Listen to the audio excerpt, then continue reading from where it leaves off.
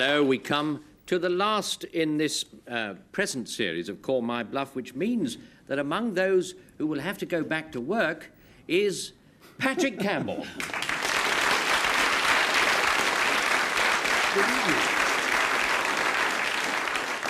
To my incredulous amazement, our team was defeated last week, but we return now with redoubled fury to the fray with gentle Hannah Gordon.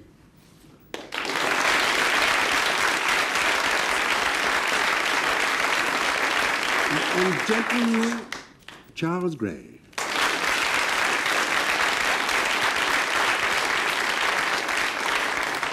And someone else who will be picking up his case of samples again is Frank Muir.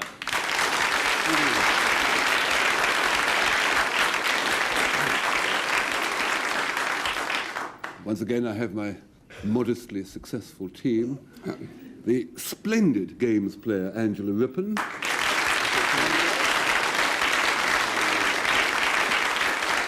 And the equally splendid Tim Rice.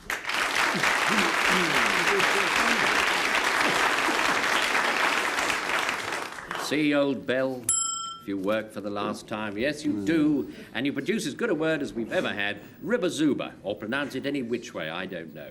Patrick and his team will define ribbazuba 3 different ways. 2 are false, 1's true. That's the one that Frank and Co. will try and pick out. Patrick, what of it? The ribbazuba, like the vox humana or the diapason, it's a kind of organ stop. You will not find it on the church organ because it might frighten the vicar. But you do get the ribbazuba on the cinema organ. Now, I've rather gone out of fashion. The mighty Wurlitzer, remember that? Yes. You have ribbazuba on it. It produces a kind of marvelous, thick, deep, brassy note. Almost like the end of the world. On electric organ in cinemas. Ribbazuba. Yeah, done. Thank you. Had that been Frank, I think he might have given us an example. I don't want to encourage him. He'll do it yet, probably. Yeah, he may well, you never know. Charles Gray. Well, ribbazuba or ribbazuba is a dead giveaway if you speak Russian because, as anyone in the Kremlin will tell you, it means walrus ivory. And if any of you happen to run across a Cossack or the other way around, you've noticed that the handle, the hilt of their dagger, would almost certainly be made of can't speak. Ribbazuba or ribbazuba. Yes. Very near thing there. Hannah Gordon, your turn. Come on, Hannah. I've forgotten how to pronounce it. Ribbazuba is an obsolete cant term for money. Nowadays it would be something like bread or lolly, something like that. According to Mr. Gross's Dictionary of the Vulgar Tongue, published in 1796, the expression for the ribbazuba runs thick, that meant ostentatious wealth. Yes. Well, as Patrick said, it's an organ stop. As Charles said, it's ivory from a walrus. And as Hannah said, it's a slang term, cant term for money. Frank Muir. We've got a walrus tusk at home. And we were, by an incredible coincidence, we were given it in Moscow. With the walrus, or? No, it was filleted. Nobody said ribbazuba to us, or whatever else you said, approximating to it. So I can't think that can be it. Might be, but I don't think so. The organ stop or the money. That quotation from Gross's Dictionary doesn't sound right. The second half of it. Otherwise, I would have gone for that. So it looks like, Paddy's, you wouldn't call that deep, heavy cinema organ. Yes, you would. Paddy, it's you. Your organ He stop. said it was an organ stop. He will now own up. True or bluff? Voila.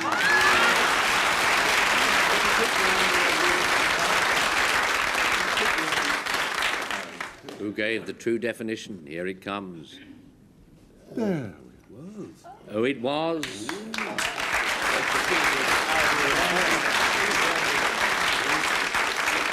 You had 2 pieces of the jigsaw there, Frank, but I suppose you were too suspicious. Well, you might be too suspicious of people like that.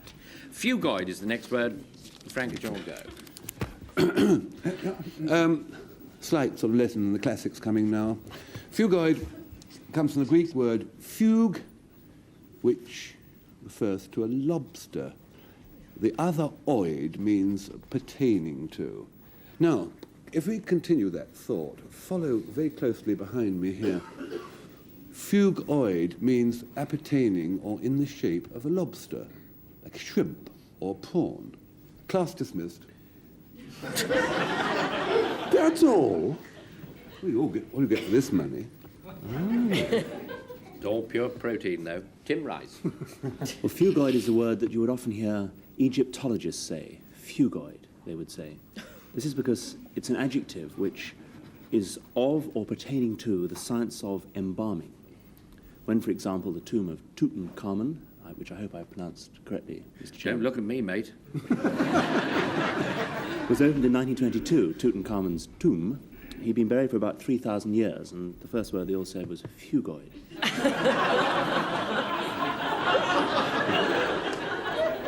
Terribly reasonable, yes. Angela, your go. Fugoid is the word used to describe a certain eccentricity in the flight path of an aircraft, a sort of fore and aft oscillation, or a dipping and a rising of the nose of an aircraft when it should be flying in a nice, straight flight path without any oscillation at all. And if you've been flying recently and haven't noticed this, it's because engineers have overcome this by using large control surfaces. Yes. Now for the weather. Now, no, what they say is it's lobster-shaped, it's of embalming, and it's a wobbly aircraft in just the way that Angela said. Patrick. Absurd to apply a word like fugoid to aeroplanes. The far more technical words. But lobster, no, it isn't. It doesn't have to do with aeroplanes. Is it? Lobstery work, Frank? A fugoid, when you open the tomb, that's going a little far. It's got to be something to do with the shape of a lobster. Let's see your card. That was Frank. Fairly Let him promptly. see it. Let him see it. It's true, isn't it? Oh, no.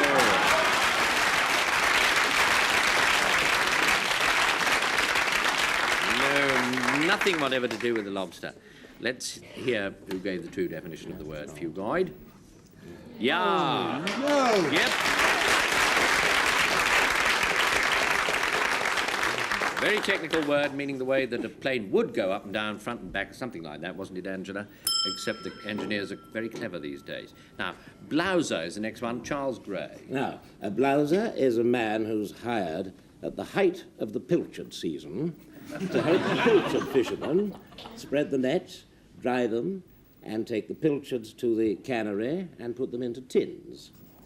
And that's it. The height of the pilchard season. Well, well. Phrase I shall remember. Hannah. A blouser is a clumsy felt overshoe with a soft leather sole. What else? Which you put over another pair of shoes, like a sort of dry galoche. During the First World War, the government issued many, many thousands of pairs of these blousers to workers in munition factories so that the hobnailed boots didn't create any sparks on stone floors. Very important. Very important. Yes. Figures. Patrick. A blouser is a horse with dirty eating habits. This poor nag gets its face into a load of hay, briefly chews, around about half the hay falls out. This might be because the horse is tired of hay, but more often than not, it means the horse has got an infection of the throat. He's called a blouser by the vet who comes to see him. Infections Thank you. Infections of the throat always were good for a laugh. I don't know what people... But it's a serious matter. Yeah, I know, Poor but blousers. they used to fall about over those. Anyway, it's an overshoe, fisherman's mate or assistant, that kind of thing, and a horse which eats sloppy because it's got something wrong with it. Tim Rice. Well, we are almost as one on this. I cannot believe that there will be a word for horses with dirty eating habits, because all horses have dirty eating habits. So the word for a horse with dirty eating habits is horse. I was very impressed by Hannah's shoes, among other things, but I don't think it's the felt overshoe. I do think it's Charles's pilchard canning man. Chap who helped, yes. That was indeed Charles Gray. He'll have to tell us now. True or bluff? It's bullseye.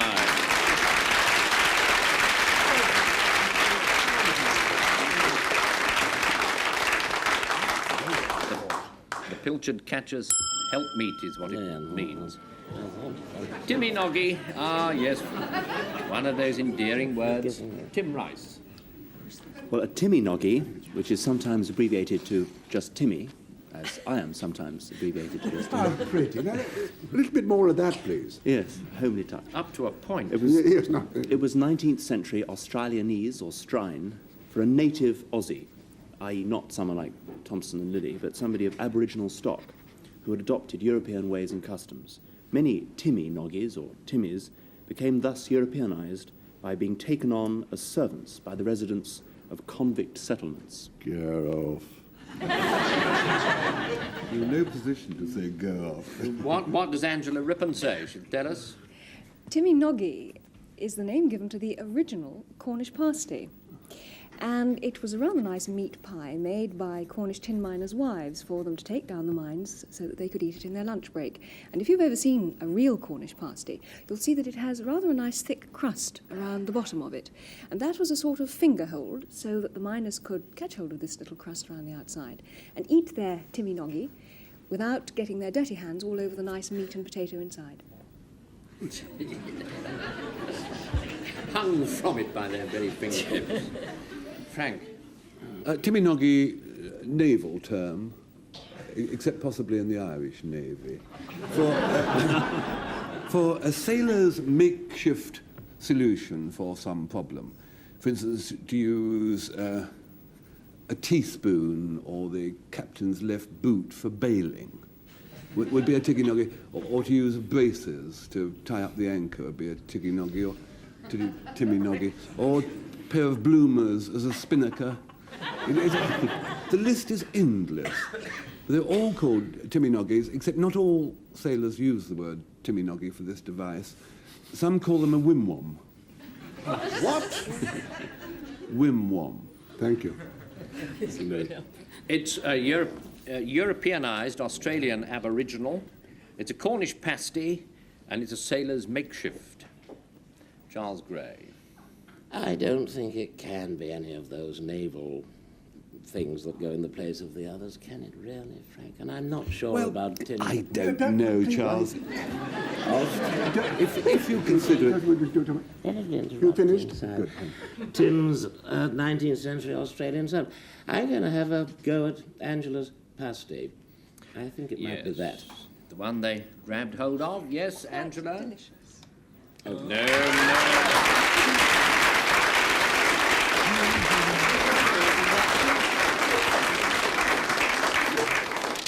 No, wasn't that kind of pasty. What was it? Sailor's Timmy Noggy. Yeah.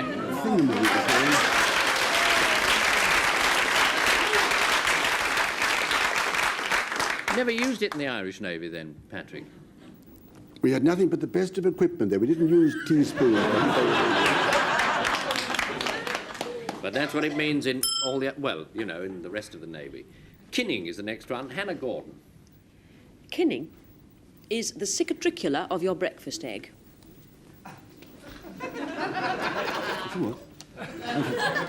Just go on. I don't know that. The cicatricula of your breakfast egg, or anybody, or any egg for that matter.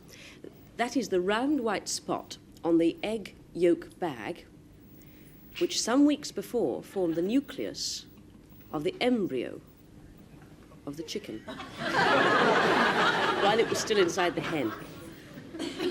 Is that clear? Practically a sonnet, very compact. Patrick. On a very, very close attention here, rather complicated architectural matter. A kinning, an architectural feature that you often find on the ends of old houses. If you refer to my notes for a moment, don't go away. It's the end part of a building where they've lopped off the gable. This is called hipping off.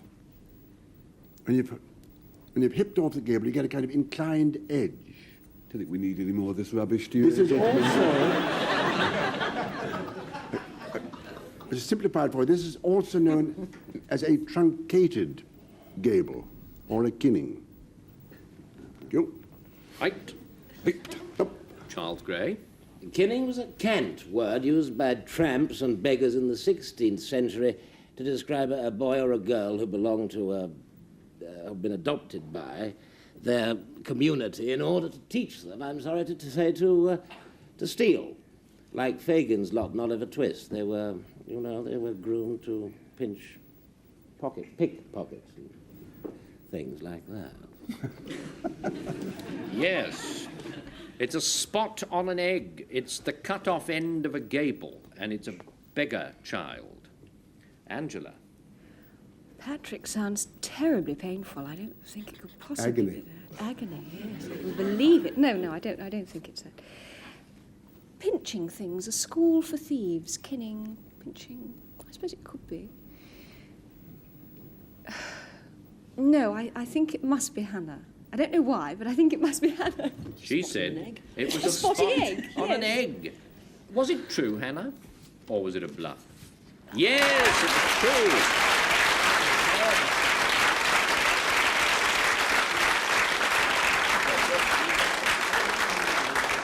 It's that little bit that if you look closely when you next eat a boiled egg, you'll see. It's that little spot. 4-1. And we have prone pot. Angela Rippon. Prone pot is a prostate rambler. And I don't mean somebody with a rucksack on his back having a quiet ziz in the hedgerows. It's a plant which grows that way instead of that way. That way. Instead of that way. Make a note. To be much more precise, okay? To be Yes, much yes, more no. precise, it's a sort of countryman's word for the hypericum or the St. John's wort, a plant which is very good for ground cover. Yes. Frank Muir now. Rather obvious as soon as I pronounce it. It's pro-nepot. Pro-nepot from the Latin, naturally, the Latin prefix pro, meaning before, in front of, and nepot, the same word as nepotism, really, is from nepos, which means a grandson. So a pro-nepot is a great-grandchild. Stands to never mind. Are you sure? No, but next. Tim Rice. No, don't worry, Patrick. Tim Rice. Pronipot is a very ancient word for a trick or a prank. I can't really add much to that except to say that there was a quote, I believe, from Canterbury Tales by some doxy or other, who said, "But Lord, the pretty pronipots we mad wenches played." You just sunk yourself with that one, Ed. You left it alone. You're fine. That means a prank. It means a great-grandson, or it means the rambling hypericum. Hannah Gordon. I don't know. Oh. He doesn't know. You're out on your own. It's a long time since I did any Latin, but I thought Nepos was a nephew, isn't it? Yes. Yes, so it's not. It can't be anything to do with a grandchild if it's a nephew, so I don't think it's Frank's. That was awfully silent. Tim's trick or prank. I can't. No, how did you pronounce it? Pronipot. Pronipot. No, I don't think it's that either. Prone is something to do with on the ground, isn't it? I think so. I think it's that rambling hypericum of Angela's. Yeah, she said it.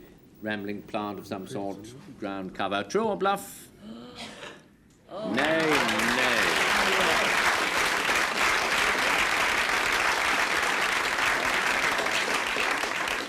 No, 'twasn't. Who gave the true definition? Reveal all now. Oh, Grandad there, Is yeah. Is there?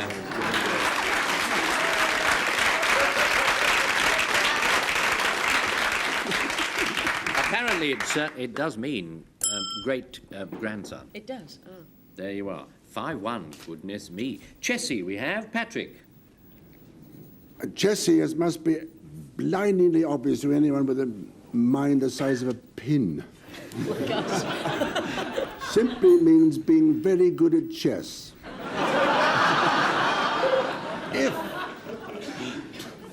If my feet were handcuffed together and a lead weight hung round my neck and I was sunk into 8 fathoms of water, and I checkmated you playing chess against you in 2 moves from there, I could be called a very, very chessy player. And will be in the future. Charles Gray. Chess is a refined form of civet that's got from that musky smell that's obtained from the rear end of civet cats. And you might like to make a note that John Bunyan, of all people, regularly soused himself in chessy during his incarceration in Bedford jail. What do you do that for? A lot of cats about, I suppose. Hannah. A chessie is... Would you laugh? Get on with it. Put me off. A chessie is something which every household should have in its bedson cabinet in the first aid compartment. It's a double bandage which is used for supporting the chin if you dislocate your jaw. And it's very complicated to describe this. It's easier just to tell you that it is a double bandage for a dislocated jaw. So that's what it is. They say it's another word for civet, another word for being very good at, well, and one word for the words being very good at chess, and another word for bandage, one that goes round your jaw. Frank. You could beat me with both your ears tied below your elbows at chess, because I can't play it. I can't either. But I'm below the water. Mind you, I'm pretty drafty. I wonder whether, I don't know. Next, please. The thing of poor old Bunyan dousing himself with the backsides of cats is a terrifying thought, quite new. Double bandage for supporting chins, when a well-known piece of equipment in our medicine cabinets is usually referred to at the chemist as a double bandage for supporting chins. It certainly wouldn't have a special name. So therefore, I think it's Patrick. Oh, yes, he said it was being good at chess, didn't he? Yes. True or bluff, Patrick? There's something very odd about this guy.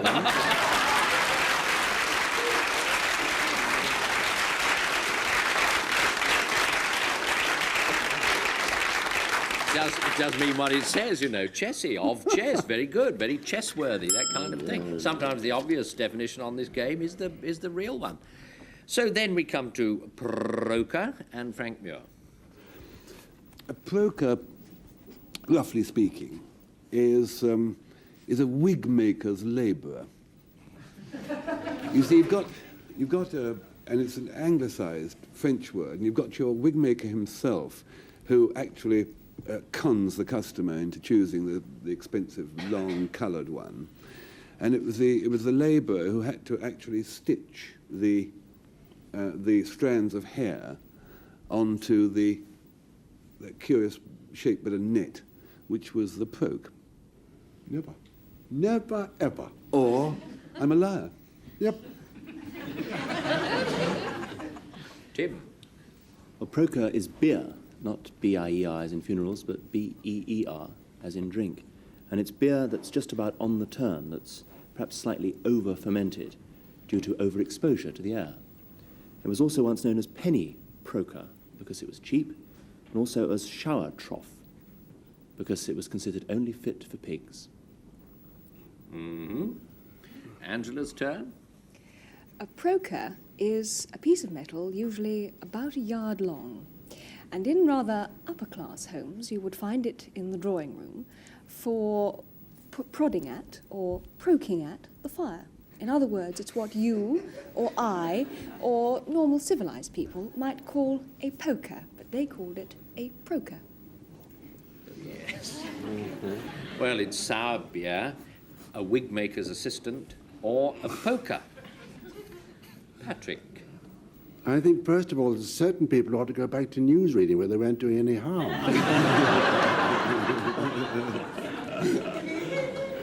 It isn't old beer and it isn't a wig maker's labourer, it's a proker. What? It's a proker, it's Yes. a newsreader's word. Let's see it, girl, quickly. No, the proker is a poker. Oh, we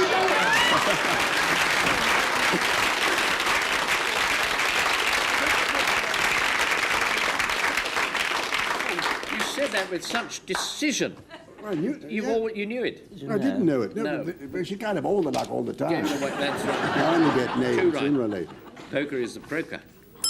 And we come to our last word, gullop, and Charles Gray defines it for us. Well, gullop is a very anti-social verb, and I'm sorry to bring it up, but it simply means to belch. There's a pun lurking there somewhere, isn't there? I know. Hannah, your turn. It's a verb, gallop, and it describes the gait of an exceptionally long-limbed horse. That means it can to walk or to canter or to gallop. And it does so with a kind of rolling corkscrew movement. It does sometimes. It does sometimes. Yeah. Now, Patrick, I think it's your go. A gallop is a tool used by sculptors. Oh, that one, is it? It's a kind of spoon-shaped, chisely thing, making little holes in the figure that he's making, like, for instance, with a human navel. You make your navel with Family programs. with a gallop. So you say it's a sculptor's chisel for use in particular circumstances. It's the way a horse gallops along, it's got a corkscrew motion, and sometimes falls over, as Hannah's been kind enough to add. And, yes, to belch. Tim Rice, your choice? Well, there's a certain amount of controversy or controversy on our side. Good. But between us, we have eliminated Patrick. Or rather, we have eliminated his sculptor's tool. We don't believe it's that. I was tempted by Hannah's horse clip-clopping along, but I've been overruled by horse experts on our side. Which one is the horse expert on that side? I'm just covering myself in case I'm wrong. So I'm going to choose Charles's belch. I don't Charles, believe your belch has been chosen, sir. True or bluff? It's a bullseye!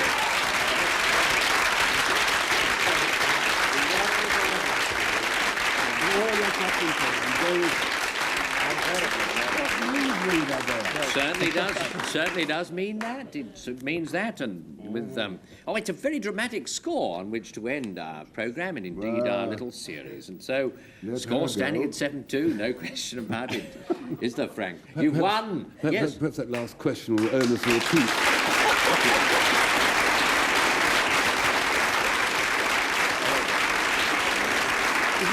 I'm going to get you to say that again, Frank, unless I'm blamed for it. Just say it again, will you? That last question. I said I only hope that last question earned us a repeat. Well, How do anyway, you mean? How do you mean? Well, on that note, if that's what you can call it, we leave the corpses to slumber peacefully for a while in the Oxford English Dictionary, and while we take our farewells, beginning with Charles Gray, Tim Rice, Hannah Gordon,